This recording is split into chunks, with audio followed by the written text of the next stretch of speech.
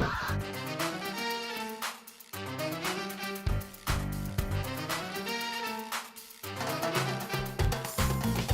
this day in gaming,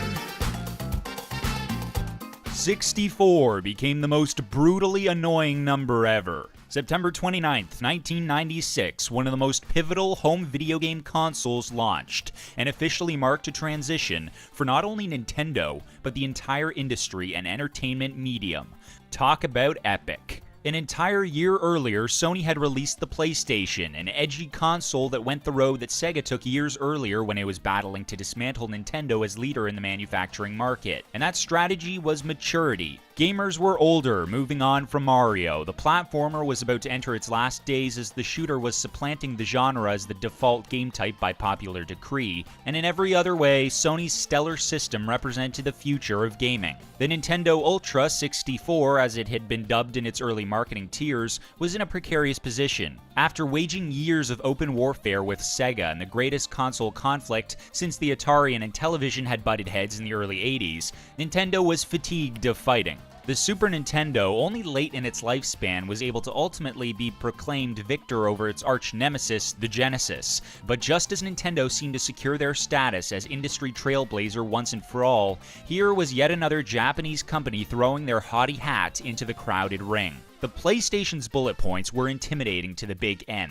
Its games were on CD-ROMs, meaning that they could hold a lot more space than the conventional cartridges of old, an obsolete technology that the N64 had carelessly clung onto. I mean, sure, the cartridge was more durable, and it wasn't as easy to pirate as a disc, but it just didn't have enough memory for developers like Square, whose ambitious resolve to create massive worlds was aroused by constantly evolving technology, to be enticed to stay on board for the next go-round. Square would say so long to Nintendo, and they weren't the only ones. Paired with the company's scrutinized licensing policy, of which developers were limited to making so many games a year, a massive loss of third-party support seriously helped Sony and seriously hurt Nintendo, leaving the N64 with a much smaller library than the PlayStation, comprised mostly of first- and second-party games.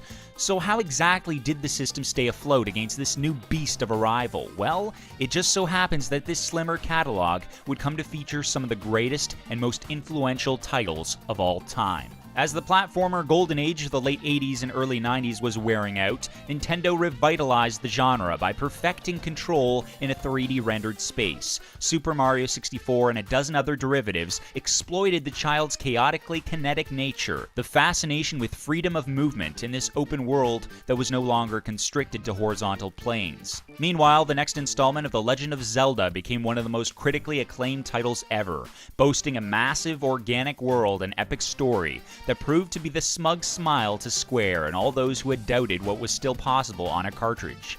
And then, of course, Rareware was vindicating its value to Nintendo, revolutionizing the first-person shooter, confirming the genre's potential on the home hardware, and giving the N64 what it sorely needed, an amount of adulthood so as not to alienate Big Brother. Despite its impressive archive, however, and despite selling 500,000 units in a few months, the Nintendo 64 was the official end of the Titan's reign as frontrunner in video games. The corporation had staved off Sega, but this second war was too much. Nintendo was no longer king. It had clung to an old order, quickly becoming obsolete, while the PlayStation was embracing the future. Again, the N64 had some of the greatest games, including a monopoly on the control-perfect platformer.